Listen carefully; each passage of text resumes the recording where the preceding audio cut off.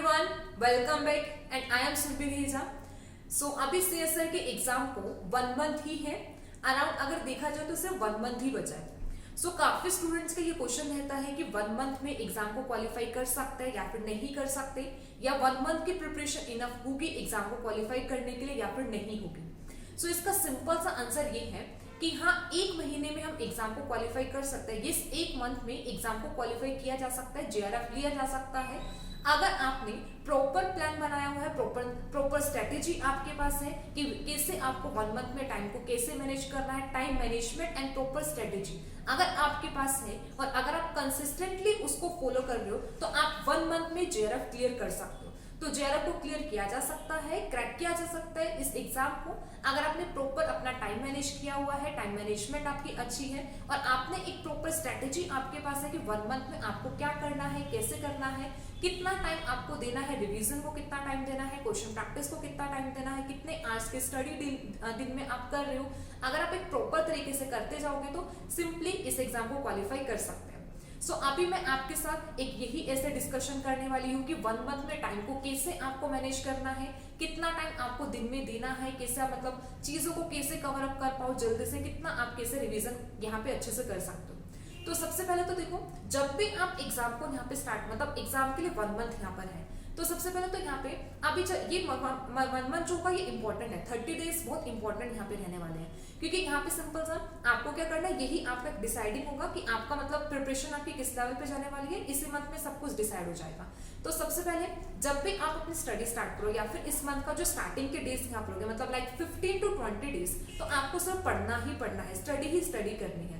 Simple सा अपनी चीजों को प्रायोरिटाइज करो. प्रायोरिटाइज मतलब आपकी प्रायोरिटी में अब सिर्फ और कुछ नहीं, सिर्फ एग्जाम यहाँ पर होना चाहिए, सीएसआर का एग्जाम मतलब जेआरएफ आपका टारगेट हो और फोकस टोटली फोकस्ड आपका वहीं पर हो. तो प्रॉपर अभी तो आपको क्या करना है, अपनी प्रायोरिटीज को यहाँ पे सेट करना है कि आपका प्रायोरिटी में क्या है, सीएसआर एग्जाम यहाँ पर है. तो देखो सिंपल सा क्या है, अब अगर आप स्टडी करो, स्टडी की हम बात यहाँ पे करें तो स्टडी का मतलब ये नहीं है कि आपको मतलब दिन के 20 घंटे पढ़ना है या फिर 16 घंटे पढ़ोगे तो तभी आपका एग्जाम क्वालिफाई होगा. ऐसा कुछ नहीं है कि डेली के आप मतलब 16 आवर्स पढ़ रहे हो तभी एग्जाम क्वालिफाई होगा.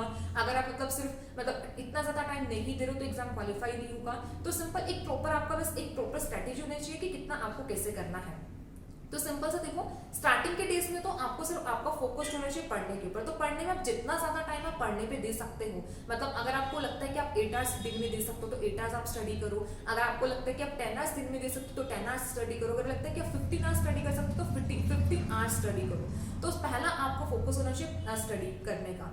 अब सिंपल सा क्वेश्चन ये भी आता है कि इतना टाइम दिन में आए कैसे, कि जैसे आप पढ़ रहे हो तो पढ़ने के लिए 10 घंटे मतलब ऐसा लगता है कि बहुत ज्यादा लगते हैं कि आपको 10 घंटे पढ़ना है, कैसे आप मैनेज करोगे. तो सिंपल सा एक ही होता है कि अपने एग्जाम को टारगेट रखो, टारगेट करके आपने उसको प्रायोरिटी में रखा तो आप जब भी कुछ भी नेक्स्ट काम करने वाले हो तो आप देखो कि ये आपके प्रायोरिटी में है या फिर आपका एग्जाम आपकी प्रायोरिटी में. तो ऐसे करके ऑटोमेटिकली आपके पास इतना इनफ टाइम होगा कि आप अपने एग्जाम की प्रिपरेशन कर सकते हो. सिंपल सा बस चीजों को प्रायोरिटाइज करना है, प्रायोरिटी की बेसिस पर बस डिसाइड करना है कि कौन सा काम इंपॉर्टेंट है कौन सा नहीं है.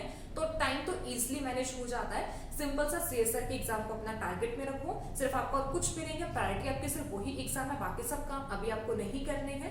सिर्फ सीएसआर के एग्जाम की प्रिपरेशन की तरफ यहाँ पे ध्यान देना है, सिर्फ वो करना है. ठीक है, तो अभी सिंपल सा एक स्ट्रेटेजी मैं आपको बताती हूँ कि आपको एग्जाम को कैसे करना है या फिर आप अपना प्लान कैसे कर सकते हो. यहाँ पे अभी एक चीज देखो, अगर हम देखा जाए तो हमारे पास यहाँ पे क्या है, अभी 30 डेज है. ठीक है, अराउंड यहाँ पे क्या है, 30 डेज यहाँ पर है. अब 30 डेज को मैंने यहाँ पे क्या किया, मैंने 2 पार्ट में यहाँ पे डिवाइड किया कि एक हमारे पास यहाँ पर होंगे फर्स्ट 20 डेज यहाँ पर होंगे. ठीक है, फर्स्ट 20 डेज और एक यहाँ पर होगा हमारे पास लास्ट 10 डेज यहाँ पर होंगे.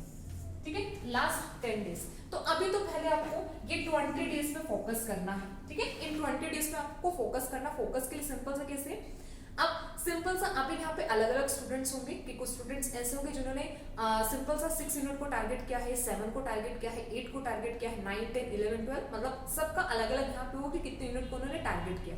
अभी मैं यहाँ पे कंसिडर करके चल रही हूँ कि आपने 10 यूनिट को टारगेट किया. ठीक है, कि आपने 10 यूनिट को एवरेज, यहाँ पे एवरेज 10 ही यूनिट होता है कि मैक्सिमम स्टूडेंट 10 यूनिट्स को टारगेट करके जाता है. तो 10 यूनिट को आपने टारगेट किया तो आपको क्या करना है, फर्स्ट 20 डेज में अपनी ये जो 10 यूनिट्स हैं इनकी proper revision and question practice complete कर लेनी है. ठीक है, फर्स्ट 20 डेज में क्वेश्चन प्रैक्टिस एंड रिवीजन को कंप्लीट करना है. अब 20 डेज में देखा जाए, मैं यहाँ पे बोल रही हूँ कि कितने यूनिट आप टारगेट कर रहे हो, आप यूनिट टारगेट कर रहे हो 10 यूनिट्स को टारगेट कर रहे हो। अब 10 मिनट्स में अगर देखा जाए तो ऑन एन एवरेज आपके पास 2 डेज है पर यूनिट के लिए, ठीक है। रिवीजन के लिए आपके पास सिर्फ 2 दिन है एक यूनिट को प्रॉपर तरीके से रिवाइज करने के लिए। तो क्या करना है, पूरा 2 दिन। अब देखो 2 दिन में आपको एक यूनिट रिवाइज करना है, तो आपको खुद को पता है कि आपको कितना टाइम दिन में देना है पढ़ने के लिए, ठीक है। 2 यूनिट को रिवाइज करना, जैसे बायोकेमिस्ट्री यूनिट है, इसको 2 दिन में रिवाइज करना तो मतलब एक चैलेंजिंग टास्क है। तो आपको मतलब अपना बहुत ज्यादा टाइम आपको डिवोट करना पड़ेगा, ठीक है। आपको बहुत ज्यादा मतलब लॉन्ग आवर्स बैठ के आपको स्टडी करना पड़ेगा, तभी आप यूनिट को रिवाइज कर पाओगे 2 दिन में, ठीक है। तो 2 डेज में एक यूनिट की रिवीजन यहाँ पर होगी।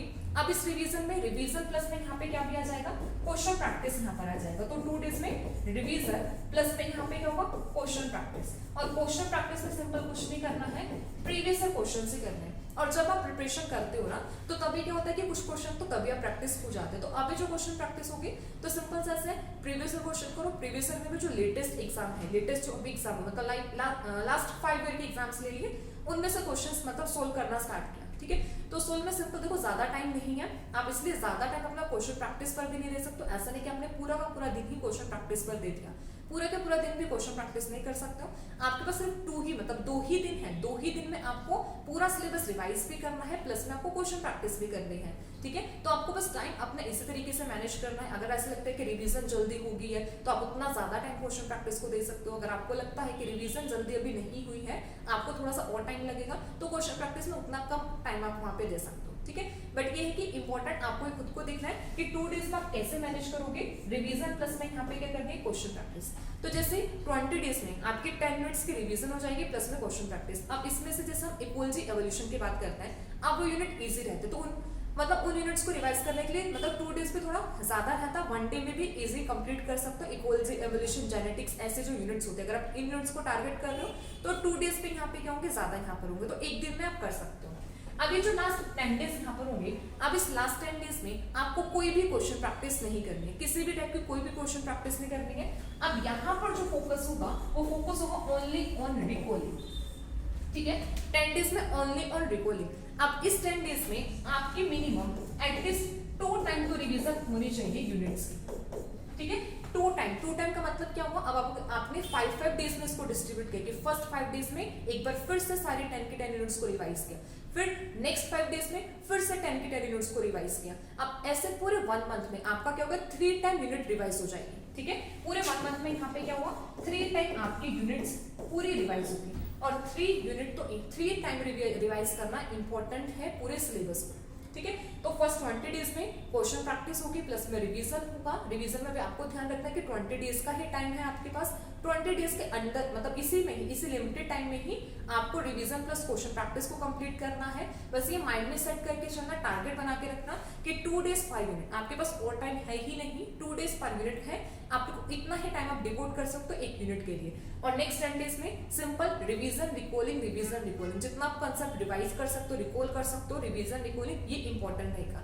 और इसी 1 मंथ में आप क्या कर सकते हो, इसी के साथ साथ एक इंपॉर्टेंट यहाँ पे मॉक टेस्ट की प्रैक्टिस करना भी, ठीक है। मॉक टेस्ट भी प्रैक्टिस करना इंपॉर्टेंट है। तो लास्ट जो 10 डेज यहाँ पे होंगे, 10 डेज में आप क्या कर सकते हो, यहाँ पे कुछ 2 या 3 यहाँ पे मॉक टेस्ट भी कवर कर सकते हो। तो मॉक टेस्ट एक्चुअल में क्या करेगा, कुछ नहीं, आपकी बस एबिलिटी को इंक्रीज करेगा कि आपका मतलब सिंपल आप अपने माइंड को ट्रेन करोगे कि आप 3 आवर्स बैठ के वहाँ पे कैसे क्वेश्चन प्रैक्टिस कर सकते हो। तो सिंपल सा एक चीज है, अगर आपको जरा सा भी ऐसा लग रहा है, थोड़ा सा भी ऐसा लग रहा है कि 1 मंथ है, 1 मंथ में थोड़ा पैनिक कर रहे हो, थोड़ा डर लग रहा है कि 1 मंथ में सिलेबस होगा नहीं होगा, इतना सारा सिलेबस पड़ा है कैसे होगा, या फिर क्वेश्चन प्रैक्टिस होगी नहीं होगी, एग्जाम क्वालिफाई होगा या नहीं होगा, जस्ट एक ही बात याद रखना, ऐसा कुछ नहीं है। 1 मंथ में इजिली एग्जाम को क्वालिफाई किया जा सकता है। मतलब किसी भी नेगेटिव कमेंट, नेगेटिव चीजों को नहीं सुनना है। अगर कुछ भी ऐसा बोल रहे कि नहीं 1 मंथ में तो नहीं होगा, ऐसा कुछ भी नहीं है। 1 मंथ में इजिली एग्जाम को क्वालिफाई कर सकते हो, इजी से किया जा सकता है। बस सिंपल एक प्रॉपर प्लान के साथ करना, कंसिस्टेंट होके एफर्ट देना। कंसिस्टेंट होके एफर्ट दोगे तो 1 मंथ में भी जेआरएफ हो सकता है, ठीक है। सो बस एंड में बस सिंपल सा एक चीज, सब कुछ भूल के सिर्फ एक चीज याद रखना, you can do it. Thank you so much.